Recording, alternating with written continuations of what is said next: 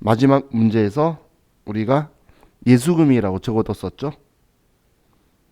그럼 지금 이 금액들은 예수금이라는 거예요. 14만 원하고 68,200원은 예수금 지워주면 되는 거고, 이해가시죠? 얘 합치면 14만 원이고 얘 둘이 합치면 68,200원이라는 거예요. 이거 납부하는 거니까 얘 합쳐서 우리 예수금 합치면 208,200원인가 봐. 그럼 이제 회사가 지원해 주는 것도, 자, 회사 지원해 주는 거 보면 회사는 지금 이 금액 똑같이 지원해 줄 건데, 자, 복리후생비로 다 처리한다고 봤을 때 가정을 하면, 그러면 이 금액 69,000원 하고 이 금액 지금 71,000원이 우리 회사가 지원 또 똑같이 해줘야 되겠죠. 그죠? 얘가 14만 원인데 28만 원 낸 게, 14만 원은 직원 예수금이었고 14만 원은 우리 회사가 주는 거잖아. 근데 제가 왜 이거 지금 구분하고 있냐면, 우리 회사가 지원해 주는 건 비용 처리니까 영업부 거는 800번대, 생산부 거는 500번대 복리후생비로 써줘야 되기 때문에 그렇게 표현한 거예요. 자, 그리고 소득세, 지방소득세는 회사가 지원해 주는 거 없죠. 이건 직원만 납부하는 거니까. 자, 그래서 자, 분개를 해보면, 자, 우리 회사가 이거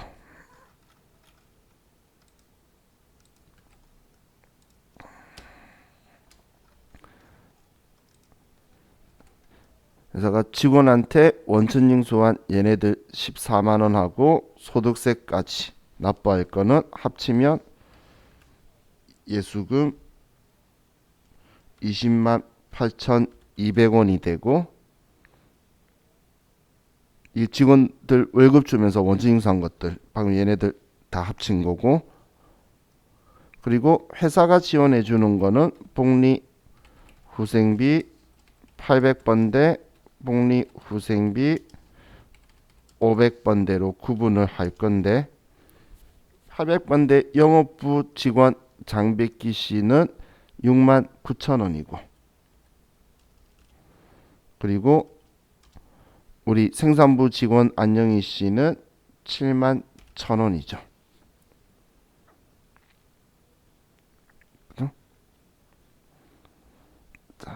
그럼 우리는 이 돈들을 지금 현금으로 납부했다라는 거예요. 자, 이렇게 될 거예요.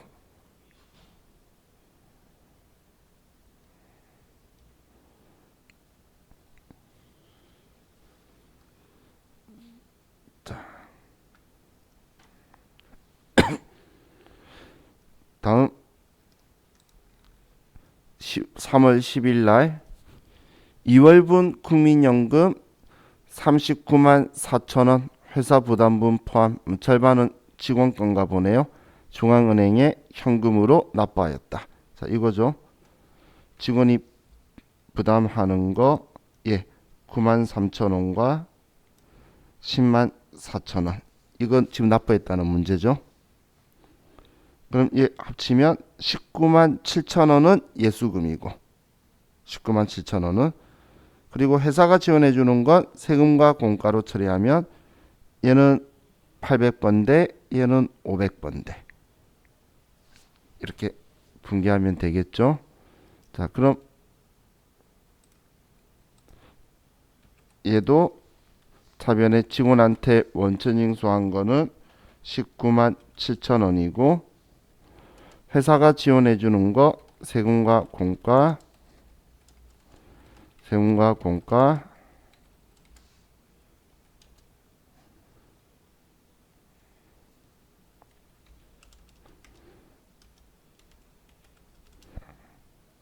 자, 이 금액 합쳐가지고 39만 4천 원을, 아이고 여기다 썼어. 자, 얘를 현금으로 납부를 했죠.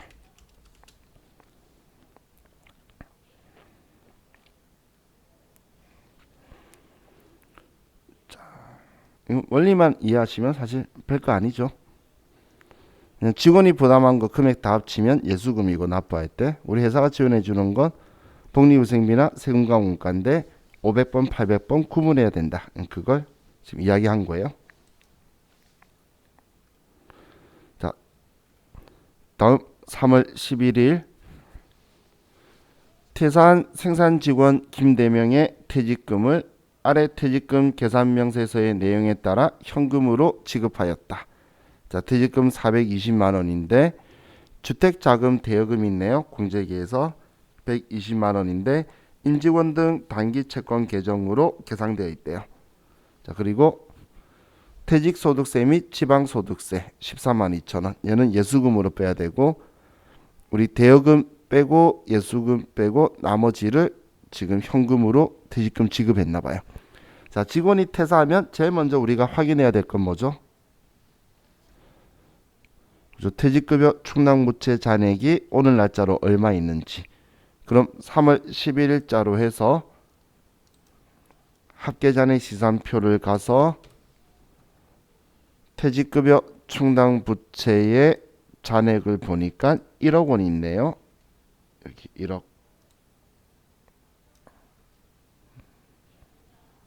그죠? 그럼 우린 지금 420만 원이 퇴직금이니까 그냥 널널하네. 그러면 우리는 차변에 퇴직급여 충당부채 방금 대변에 있던 거 끌어 쓰는 거예요. 420만 원 다. 그리고 대변에 돈 지급할 건데 임직원 등 단기 채권. 자, 지금 이 문제는 또 미스가 난 게 거래처를 빠뜨렸죠. 시험 때 거래처 꼭 있을 거니까 쓰세요. 그리고 원천 징수한 거 예수금. 나머지는 현금으로 줬대요. 그럼 가벌했던 돈은 120만 원. 얘 빼고 그리고 예수금 빼고 나머지 돈 차감 지급액이 286만 8천 원이다.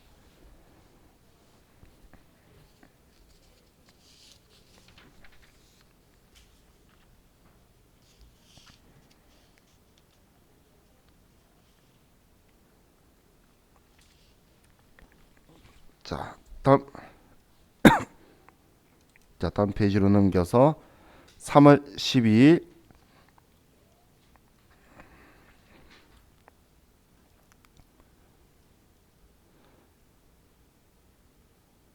자, 영업관리직 사원에 대한 퇴직연금 상품에 가입하고 800만 원과 연금운용 사업비 8만 원을 보통예금 계좌에서 이체하다. 그럼 880만 원 이체했는데 확정급여형 상품이면 퇴직연금 운영자산 800만 원이고 연금운용 사업비가 수수료죠. 그럼 수수료 비용이고 800번대로 처리하면 되겠네요. 자, 그러면 대변에 우리는 보통예금으로 880만 원 나가고 차변에 퇴직연금 운용 자산 800만 원 아니네. 880이 아니네. 808만 원이었네. 그죠? 그리고 우리는 8만 원의 수수료 비용이다. 800번대로 처리하면 되겠네요.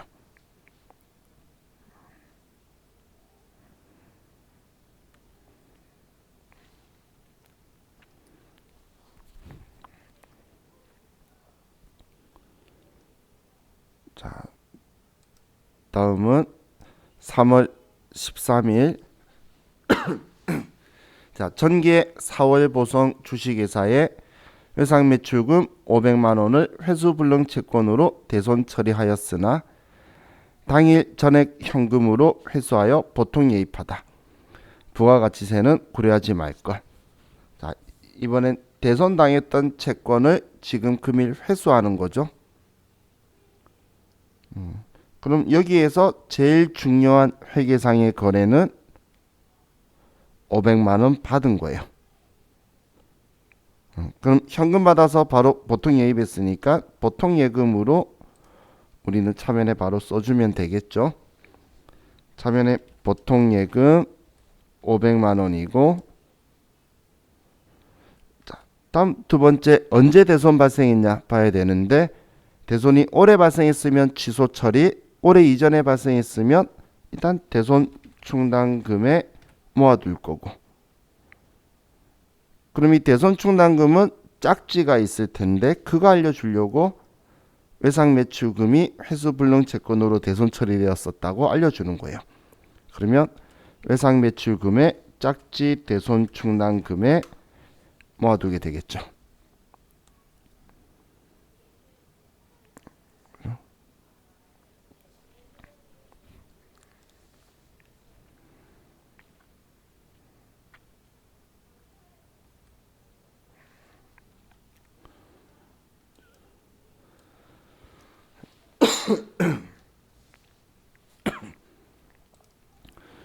자, 다음 3월 14일 제품 87만 원을 영업소 매장 방문객 홍보용으로 사용하였다. 적용란에 8번 타개정 대체.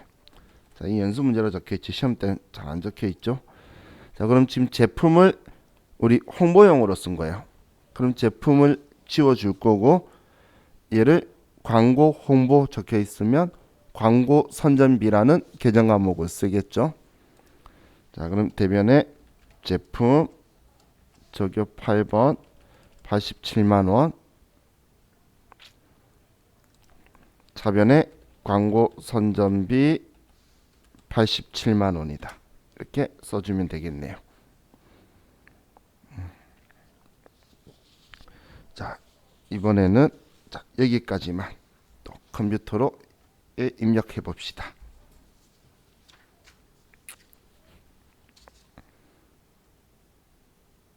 여기까지만.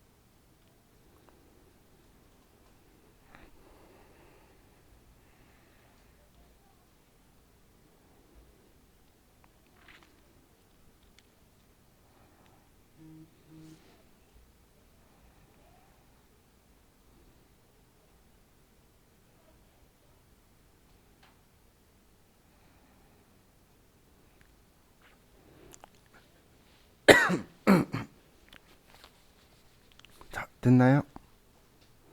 하셨죠? 자, 이제 또 3월 14일 거부터 봅시다.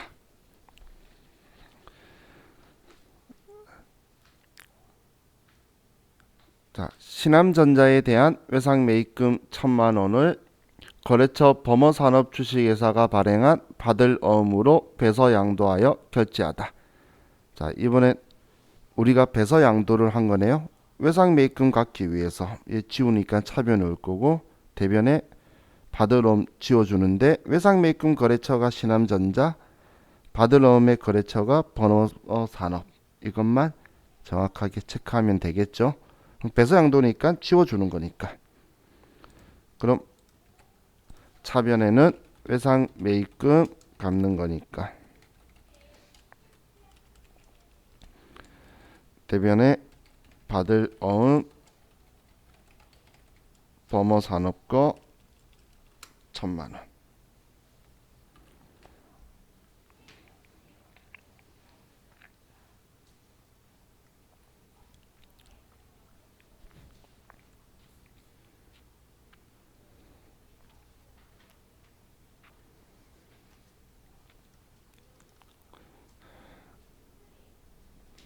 자, 다음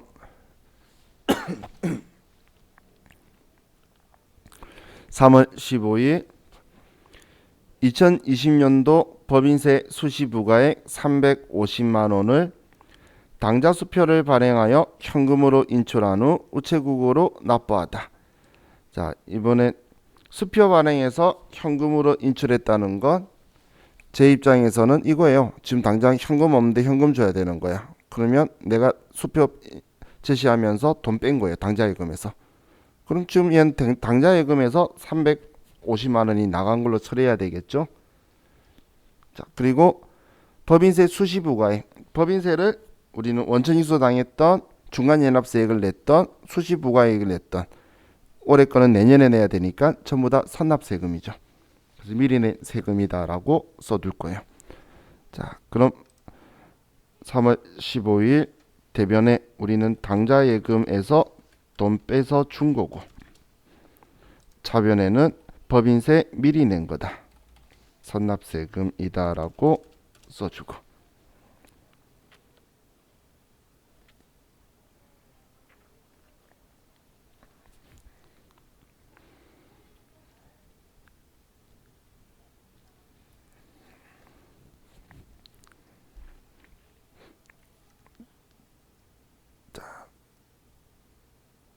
다음 3월 16일 금호 인쇄로부터 투자 목적으로 사용할 토지를 1억 5천만 원에 취득하고 대금은 당점 수표를 발행하여 지급하였다. 또한 당일의 취득세로 600만 원은 현금으로 납부하였다. 자, 투자 목적으로 사용할 토지. 그럼 투자 부동산이죠.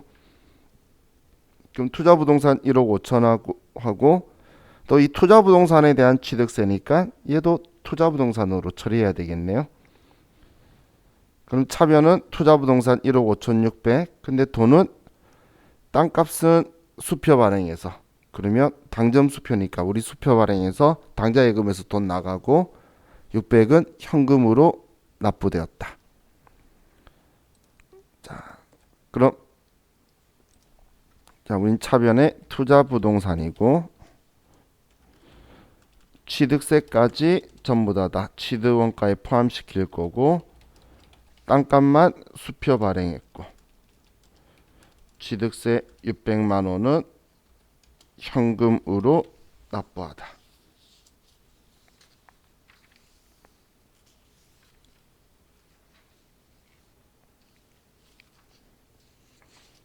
자, 다음 페이지로 가서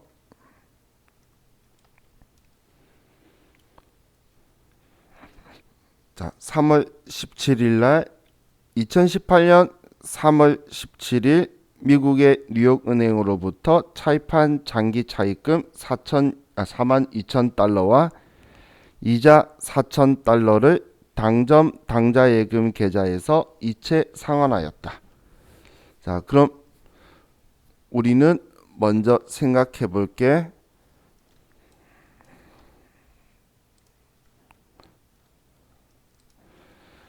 자, 우리 장부에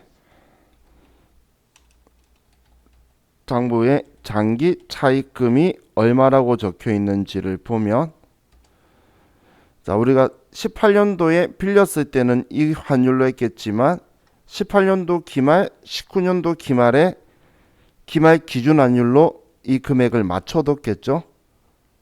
그럼 우리 장부에는 이 금액이 적혀 있을 거라는 거예요. 환율이 1,300원이니까 그러면 42,000달러 곱하기 1,300원 하면 5,460만 원이다. 이렇게 장부상에 장기 차입금이 적혀 있겠죠. 이해가시죠? 그리고 오늘 갚으면서 이자가 발생했죠. 오늘 발생된 이자는 4,000달러인데 이건 장부에 적혀 있던 게 아니라 지금 오늘 이자 주면서 발생한 거잖아요. 그럼 상환시 환율이 1,050원이 되겠죠. 그죠? 그러면 4,000달러 곱하기 1,050원 하면 420만 원이 될 거고, 그럼 우리가 상환하는 상환액, 당좌예금에 돈이 들어갈 금액 보면 우리가 갚아야 되는 건 46,000달러를 갚아야 되죠. 원금 42,000달러와 이자 4,000달러까지 해서 46,000달러를 갚을 거라는 거예요. 근데 오늘 갚으니까 오늘 환율로 우리는 계산되어서 주면 되겠죠. 그러면 46,000달러 곱하기 1,050원. 그럼 4,830만 원이 되네요. 자, 그럼 이제 이것 가지고 자, 정리를 해보면, 이제 분개를 하면, 자, 우리는 장기 차입금 갚는 거니까 차변에 장기 차입금 뉴욕은행 거가 장부에 5,460만 원 있는 거 지워주고, 또 오늘 발생한 이자 비용 금액은 420만 원이라는 거예요. 그럼 이걸 우린 당좌예금 계좌에서 이체를 하는데 나간 돈은 4,830만 원이라는 거죠. 그죠? 그럼 얘 차이 나는 금액 많이 차이 나죠? 5,880인데 4,830이면 1,050만 원 차이 나네요. 그럼 차이 나는 1,050만 원. 지금 여기 쓴 것만 가지고 봐도 원금 이자가 이 금액인데 이것만 주고 끝난 거잖아. 환율 때문에. 그래서 우리는 외환 차익이라는 계정 과목을 써야 되죠. 그죠?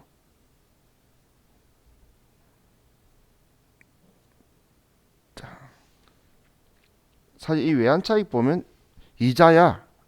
이자는 나 갚는 건 이 환율이었는데 원금에 대한 환율이 장부에 적혀 있던 거하고 지금하고 차이가 있죠. 그래서 만약에 외화 환산이익, 환산손실만 구하는 이런 문제가 만약에 나온다 그러면 지금 얘는 차이가 난 게 42,000달러고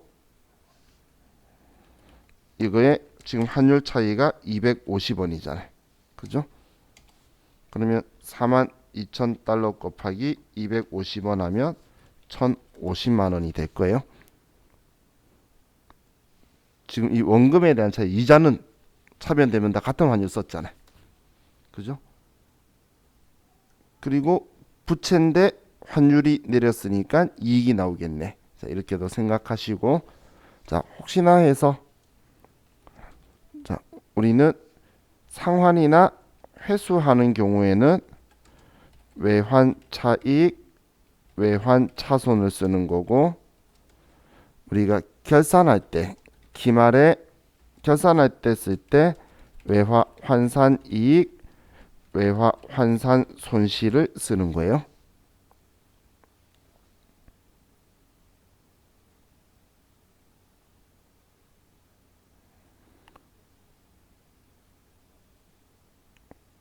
환산은 결산이죠.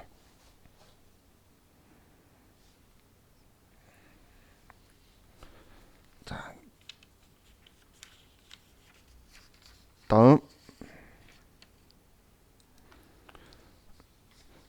3월 18일 당사는 공장 직원들에 대해 확정 기여형 퇴직연금에 가입하고 당월까지의 연금 부담금 720만 원을 보통예금에서 연금 계좌에 불입을 하다. 자, 그럼 보통예금에서 퇴직연금 720을 납부했는데 이번에는 확정 기여형이죠. 그럼 퇴직급여라는 계정 과목을 쓸 거고, 그리고 공장 직원 거니까 500번대로 쓰겠죠. 500번대 비용으로. 자, 그럼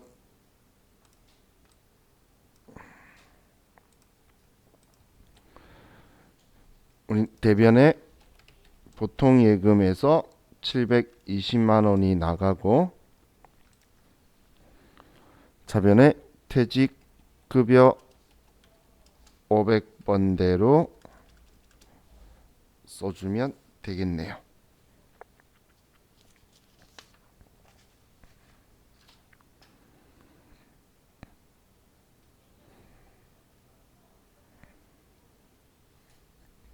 자, 다음 7월 22일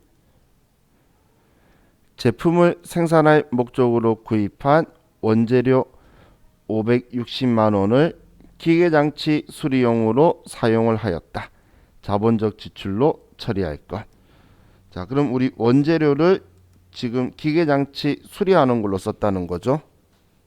그럼 원재료 지워주면 되는데, 우리는 제품이든 원재료든 상품이든 그냥 이렇게 쓰면, 판 거 아니고 쓰면 우리는 타계정으로 대체 적엽 8번을 꼭 써야 되고, 차변에는 기계장치 수리용인데 자본적 지출이면 자산 처리해야 되니까 기계장치로, 그죠? 만약에 수익적 지출이었으면 수선비다 이렇게 썼겠죠. 자, 그럼 대변에 원재료 적엽 8번 써주고, 차변에 기계장치다 560만 원.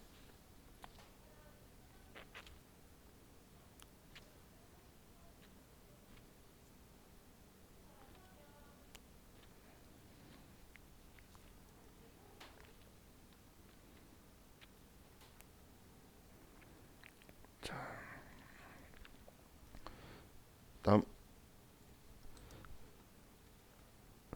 3월 23일 신축 공장 건물에 대한 소유권 보존 등기 비용으로서 등록세 및 취득세 합계 650만 원과 화재보험료 300만 원을 보통예금에서 인출하여 지급하였다. 자, 우리 새로 지은 건물에 대한 등기비들이죠.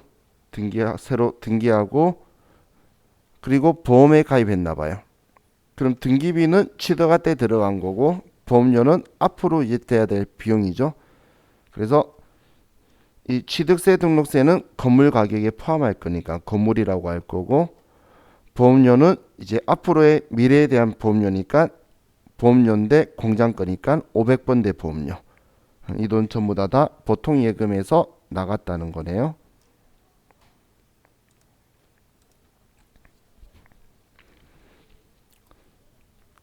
자, 그럼 차변에 건물 보험료,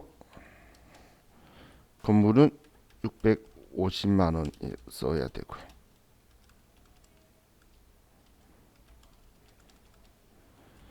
이 돈들을 보통 예금에서 950만 원 나간다.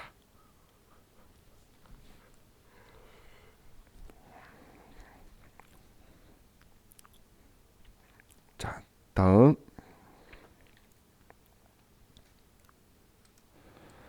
자, 3월 25일 업무용 차량 구입 시 법령에 의하여 액면가액 80만 원의 공채를 액면가액의 현금으로 매입하다.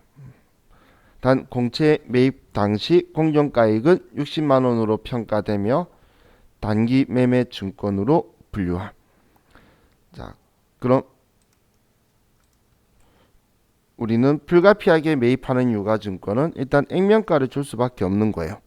그럼 대변에 현금으로 액면가를 쓰게 되고 이 유가증권의 계정 과목을 단기 매매 증권으로 하라네요. 그럼 단기 매매 증권이고 불가피하게 매입하는 유가증권의 취득 가격은 공정가액으로 인식하고 그럼 차이나는 이 20만 원 손해본 돈이죠.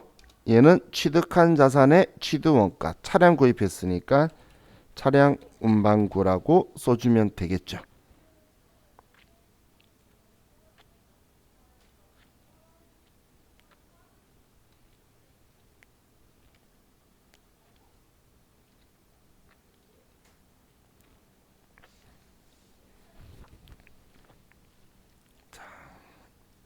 다음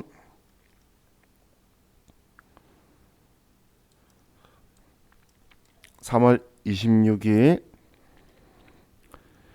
폐기물 처리 부담금 제조경비 25만 원을 현금으로 납부하였다. 가장 적당한 계정 과목으로 회계 처리하시오. 예, 공과금이에요. 폐기물 처리 부담금은 이 폐기물 처리 부담금이라는 게 뭐냐면 그 사업자의 업종이 그 뭔가 폐기물을 처리해야 되는 업종이 나오는 것들 있죠. 그러면 우리가 버릴 때도 수거해 가겠지만 그걸 태워서 없애거나 뭐 이런 게 하는데 사회적 비용이 들어가기 때문에 공과금처럼 그 업체에 나오는 걸 우리는 폐기물 처리 부담금이라 그래요. 그럼 얘는 그냥 세금과 공과로 써요. 우리는 벌금도 원래 세금과 공과인데 얘는 벌금 아니고 공과금 성격이에요. 우리 세금이라는 건 우리 국가가 이제 조세 목적으로 가져가는 거고 공과금은 세금이 아닌데 국가가 강제적으로 징수하는 걸 공과금이라고 표현하는 거예요. 그럼 적정한 계정 과목 세금과 공과고 제조경비 500번대로 처리하라는 거죠. 자, 그럼 대변에 현금으로 쓰고 차변에 세금과 공과 500번대로 써주면 되겠네요. 자, 우리 여기까지 이제 컴퓨터 입력합시다. 오늘 마지막